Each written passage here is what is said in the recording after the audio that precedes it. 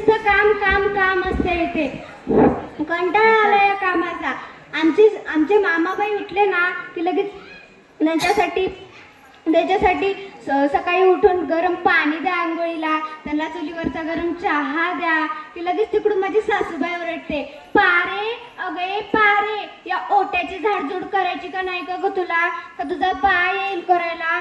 आत्ता ग बाया, आता त्या बाळाला आणायची काय जरूरत आहे, मी आहे ना करायला. हे पण मी मनातच म्हटलं बरं का, की लगेच तिकडून माझी नणंदबाई शाळेला जाते. तिची एनी करा, तिची फन्नी करा, तिला शाळेला धाडा. अरे जळली मेली ती शाळा. आमच्या आईबानं तर कधी आम्हाला शाळेतच पाठवलं नाही.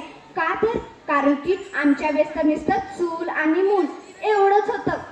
की लगेच आमचे हे धीर येतात बघा, म्हणतात, ताई वहिनी, ओ वहिनी, माझ्या जेवणाचा डबा झाला का नाही, मला शेतात काम करायला जायचंय. आता ह्यांचाच डबा बघत बसावा का धुणं भांड करत बसावा हे समजाना.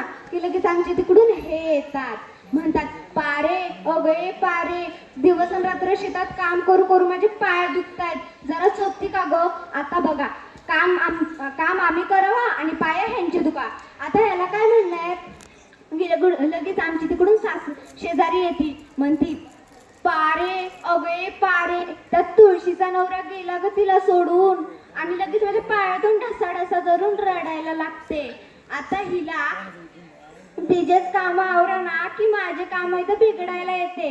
आता आम्हाला इथं धुणं भांडी कपडे सगळं पडलेलं असतंय, काय यांचाच गप्पा ऐकत बसावा. की लगेच धुणं भांड दिवस अन रात्र नुसतं काम काम काम, वैताग आलाय कामाचा. आता नुसतंच काम असतं इथे.